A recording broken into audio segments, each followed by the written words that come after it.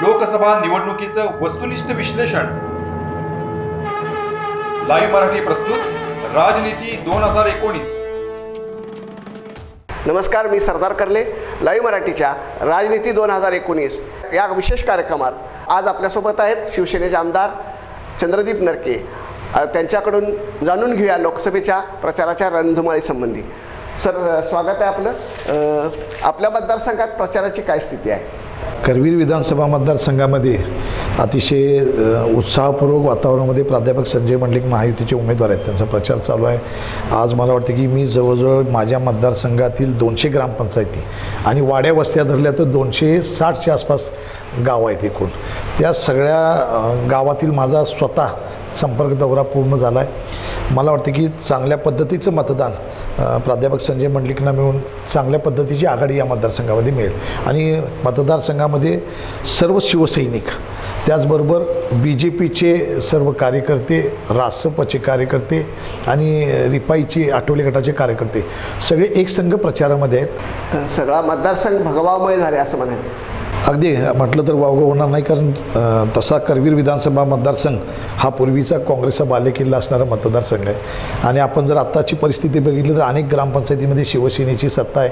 मला वाटते जिल्हा परिषदचा उपाध्यक्ष आमचा आहे, जिल्हा परिषद सदस्य आहेत, पंचायत समिती सदस्य आहेत आणि मतदारसंघ भगवामय करण्याचा जो आमचा निर्धार होता, माननीय उद्धवजी साहेबांचा निर्धार होता की प्रत्येक गाव हे भगवमय झालं पाहिजे, त्या पद्धतीनं आमची वाटचाल चालू आहे। माहितीच्या उमेदवाराला किती मताधिक्य मिळेल असं आपल्याला वाटतं? गेल्या वर्षी या मतदारसंघामध्ये प्राध्यापक संजय मंडलिकांना कमी मतदान झालं होतं, पण त्यावेळची राजकीय परिस्थिती, त्यावेळेच्या काही राजकीय गोष्टी अशा होत्या की त्या गोष्टीमुळं किंवा अनेक कर्जमाफीसारख्या अनेक काही गोष्टी होत्या, याच्यामुळे त्याचा बॅक इफेक्ट आमच्यावरती होता। परंतु आज नक्की की महायुतीची परिस्थिती अत्यंत चांगली आहे आणि चांगलं मताधिक्य मिळेल। आमदार म्हणून भागात केलेल्या कामाचा चांगला परिणाम दिसतो का? या निमित्तानं तुम्ही फिरताय। माझ्या मतदारसंघामध्ये मी जवळजवळ 5 कोटी रुपयाच्या आर्थिक मदती नावारूपानं, अगदी नावानं यादीनं सांगतो, आपल्या मतदारसंघामध्ये या 5 वर्षामध्ये आणले। त्याचा परिणाम चांगला परिणाम आहे, म्हणजे रस्त्याची कामं असतील, आरोग्यसेवा असतील, त्याचबरोबर आपण केलेल्या क्रीडा क्षेत्रासाठी केलेलं काम असेल, ठिकठिकाणी व्यायामशाळा, म्हणजे कृषी क्षेत्रामध्ये काही लोकांना आपण वेगवेगळे कार्यक्रम केले। या सगळ्या गोष्टीचा मतदारसंघामध्ये विकासात्मक पाया, म्हणजे नुसते भौगोलिक विकास नाही तर शैक्षणिक, सामाजिक, खेळाच्या माध्यमातून वेगवेगळ्या गोष्टींमध्ये आपण लक्ष घातलं। त्यानंतर लोक लगेच म्हणतात की नाही बाबा, या ठिकाणी मतदान शिवसेना भाजपला देणं अतिशय योग्य आहे। महाआघाडीचे उमेदवार तुल्यबळ आहेत, सर्वच बाजूला कशी टक्कर देणार? महाआघाडीचे उमेदवार तुल्यबळ आहेत म्हणण्यापेक्षा आर्थिक परिस्थितीनं मजबूत आहेत आणि या आज त्यांच्याकडे असणाऱ्या गोकुळ ही महत्त्वाची जी सत्ता आहे, या सत्तेच्या माध्यमातून वेगवेगळी प्रलोभनं आणि आमिषणं या ठिकाणी मतदारसंघामध्ये जातं, एवढेच तुल्यबळ आहे। विकास कामं, संपर्क याच्यामध्ये ते अजिबात तुल्यबळ नाहीत। माझ्या माहितीप्रमाणे दोन्ही उमेदवारांची जर आपण योग्यता, म्हणजे थोडक्यात शिक्षण, त्यांनी केलेलं काम, त्यांचा अनुभव, स्थानिक स्वराज्य संस्थेमधला आमच्या प्राध्यापक संजय मंडलिकांचा जर अनुभव घेतला तर जिल्हा परिषदला 3 वेळा त्यांनी निवडून गेलेत। पहिल्यांदा निवडून गेले त्यावेळी त्यांनी आरोग्य सभापतीपद भूषवले, दुसऱ्यांदा निवडून गेले विरोधी पक्षप्रतोद म्हणून काम केले आणि तिसऱ्यांदा निवडून गेल्यानंतर जिल्हा परिषदचं अध्यक्षपद म्हणून काम केलं। आणि मला वाटतं एक सहकारी साखर कारखाना चांगल्या पद्धतीने चालवतात। गावोगावी त्यांच्या फाउंडेशनच्या वतीनं शिक्षण संस्था चांगल्या पद्धतीने चालू आहे, शाळा कॉलेजेस चांगल्या चालू आहेत, त्यांच्या फाउंडेशनच्या मार्फत स्पर्धा परीक्षेचे केंद्र चांगल्या पद्धतीने चालू आहेत। सहकारामधला अनुभव आहेच, त्याचबरोबर स्थानिक स्वराज्य संस्थेमध्ये काम केलेला अनुभव आहे, त्यामुळे मला वाटते हा अनुभव त्यांच्या पाठीशी नाही आहे आणि त्यामुळे मुन्ना माडकांच्या 5 वर्ष त्यांना काम करायला संधी मिळाली, परंतु ते प्रश्न विचारण्यामध्ये आणि बाकीच्या गोष्टीमध्ये अडकून पडले। परंतु स्थानिक स्वराज्य संस्थेमध्ये यांनी काम केलं, यांना एकदा संधी मिळाली तर निश्चित त्या संधीचं सोनं करतील। ही निवडणूक म्हणजे तुमच्या विधानसभेच्या निवडणुकीची पूर्वतयारी आहे काय?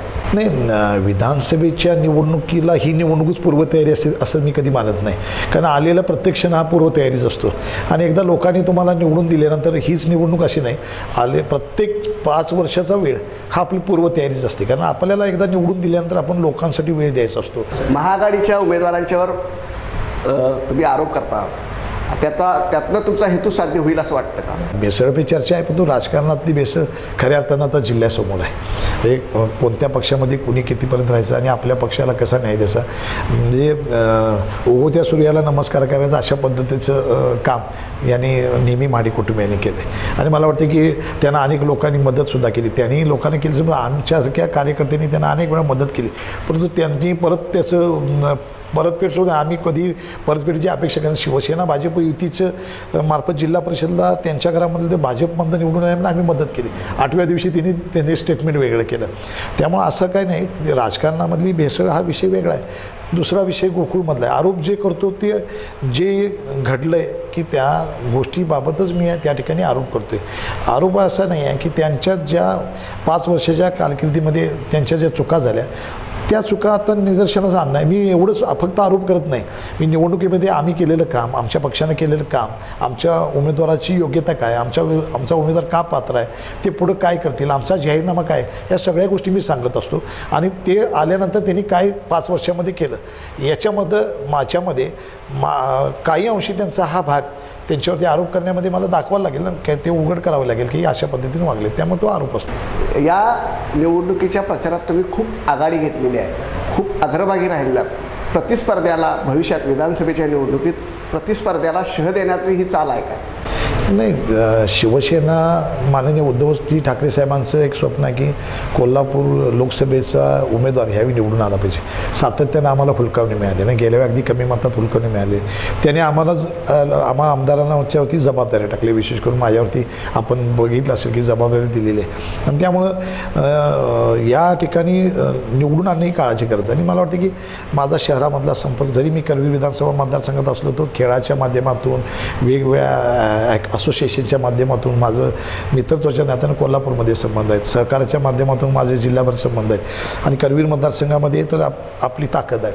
त्यामुळं या प्रचारामध्ये लोकसभेला आमचा उमेदवार निवडून आणणं ही आता आमच्या शिवसैनिकांची जबाबदारी आहे.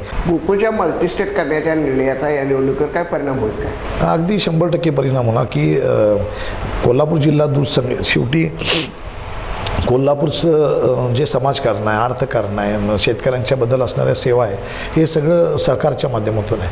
म्हणजे ऊसाच्या शेतीमधून आहे, दुधाच्या माध्यमातून आहे. जो दूध संघ एन टी सरनाईक यांनी स्थापन केला आणि माझे मामा आनंदराव पाटील सुयेकर यांनी दूध संघ या ठिकाणी मोठा केला. आनंद सुयेक माझ्या काकांनी त्यांना हातभार लावला.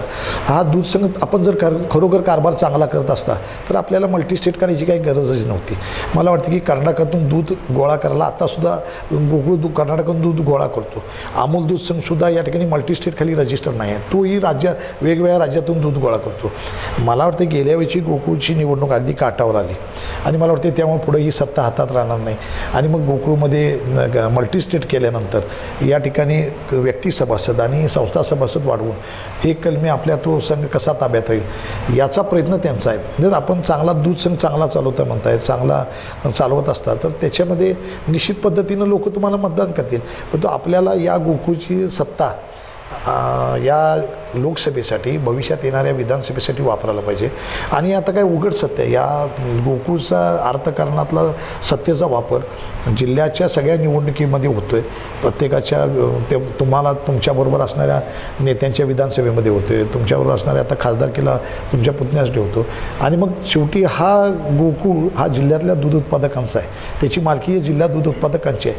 त्यावेळी अशा पद्धतीनं त्या जिल्हा दूध संघाची किंवा गोकुळची लयलूट होताना ते कोण बघणार नाही. त्याच्यामुळं आमचा हा आरोप आहे आणि त्याच्यामध्ये हा आमचा भक्कम पुराव्यासहित आम्ही आरोप करतो. आणि हे एक आमचा उद्देश जो आहे की मल्टीस्टेट करू नका, याला मला वाटते की सगळ्या जनतेची मान्यता आहे. शेतकऱ्यांच्यापर्यंत ही लोकांना मल्टीस्टेट नको आहे, त्याचा निश्चित परिणाम या निवडणुकीवरती माडिकांना झालेला दिसेल. आमचं ठरलं आहे याचा काय परिणाम होईल काय? नक्की होईल. आमचं एक ठरलं आहे हे आता काय उघड सत्य आहे की आमचे सहकारी मित्र सतीश पाटील यांनी ठरवून दिले की त्यांना, मला वाटतं की मागच्या लोकसभेमध्ये त्यांनी मुन्ना माडकांचा प्रचार केला, परत त्यांच्याविरुद्ध माडिकाने अमोलला उभा केलं. आणि मला वाटतं तो कार्यकर्त्यांच्यामधला एक राग आहे. सतीश पाटलांचं कार्यकर्त्यांचं जाळं जिल्हाभर आहे.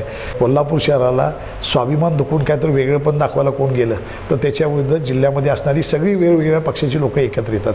आणि आणि मग ती ठरवतात एकदा काय करायचं. एक अपप्रवृत्ती, सत्ता आणि पैसा याचा अहंकार झाला आहे आणि त्यामुळं राजकारणाला नवी दिशा देण्यासाठी आणि समाजकारणाला चांगलं समाजकारण लोकांच्यापर्यंत रुजवण्यासाठी आणि लोकशाहीचा खऱ्या अर्थानं सहकारमध्ये लोकशाही आणण्यासाठी हे आम्ही आता पक्क ठरवलं की इथून पुढच्या सगळ्या निवडणुका आम्ही चांगल्या पद्धतीने लढून त्यातली ही पहिली पायरी आहे लोकसभेची निवडणूक. त्यामुळे आमचं आता पक्क ठरलं आहे. मनसेचे अध्यक्ष निवडणुकीच्या चित्रात कुठेही नाहीत, त्यांचा एकही उमेदवार नाही, तरीसुद्धा त्यांनी अनेक ठिकाणी सभा घ्यायचा सपाटा लावला आहे आणि या सभांमधून भाजप शिवसेनेवर, पर्टिक्युलरली भाजपवर, मोदींवर आरोप करा. त्याचा नकारात्मक परिणाम या निवडणुकीवर काय होईल? काय नाही, काही होणार नाही. असा कोणताही नकारात्मक परिणाम होणार नाही. कारण मला वाटते राज ठाकरेंच्या सभा ह्याच्या अगोदर भाजप आणि शिवसेनेच्या बाजूनं कशा झाल्या होत्या तेही लोकांनी बघितलेलं आहे. आता ते विरोधात का जातात तेही बघितलेलं आहे. त्यामुळे सभेंच्यामुळं आणि भाषणामुळे फार परिणाम होणार नाही. त्यांचा कुठलाही परिणाम मतावधीवर होणार नाही. महाआघाडीच्या उमेदवारांच्या विरोधात किंवा त्यांच्याबद्दल त्यांच्या पक्षातच आणि त्यांच्या मित्रपक्षात नाराजी आहे, त्याचा फायदा काय होईल? काय अगदी 100% महाआघाडीच्या उमेदवारांच्या मित्रपक्षामध्ये आणि त्यांच्या पक्षामध्ये अनेक लोक त्यांच्या उलट बोलतात. मला वाटते त्याचा फायदा ज्या अर्थी लोक पुढे येऊन समोर येऊन बोलतात, आज गुपिती बोलत नाही, समोर येऊन बोलतात, म्हणजे लोकांनी एकदा ठरवलं आहे की नाही आपण संजय मंडलिकांना मतदान, त्याचा फायदा नक्की होईल. भाजपची साथ कशी मिळते या निवडणुकीत? चांगल्या पद्धतीने मिळते. माननीय चंद्रकांतदादा पाटील पालकमंत्री आहेत, आमच्या या राज्याचे कर्तबगार मंत्री आहेत. मला वाटते त्यांच्या माध्यमातून भाजपचा पाठिंबा चांगल्या पद्धतीने या ठिकाणी आपल्या या उमेदवाराला मिळेल आणि भाजपचे संपूर्ण, माझ्या आता करवीर मतदारसंघात तर बोलायचं झालं तर भाजपची संपूर्ण टीम आमच्यासोबत सक्रिय आहे प्रचारामध्ये. शेवटचे 5 प्रश्न रॅपिड आहेत. देशात सत्ता कोणाची येईल, महायुतीची की महाआघाडीची? महायुतीची सत्ता आहे. राज्यात युतीला किती जागा मिळतील आणि आघाडीला किती मिळतील? राज्यामध्ये युतीला मला वाटतं 40च्या आसपास आणि 40च्या वर एखादी जागा नक्की अगदी मिळेल. गेल्या वेळच्या यशाइतपत आम्ही यश राज्यामध्ये या ठिकाणी महायुतीला मिळेल आणि देशामध्ये सुद्धा चांगल्या पद्धतीनं आघाडी होईल. जशी पूर्वी आघाडी मिळाली त्याच पद्धतीनं महायुतीला सुद्धा देशामध्ये सुद्धा आघाडी मिळेल. 2 जागा जिल्ह्यातल्या दोन्ही जागा कोणाला मिळतील? दोन्ही जागा शिवसेनेच्या दोन्ही जागा निवडून येतील. या लोकसभेच्या निवडणुकीनंतर विधानसभेच्या निवडणुकीवेळी ह्या युती किंवा आघाडी राहील का सगळे स्वतंत्र होतील?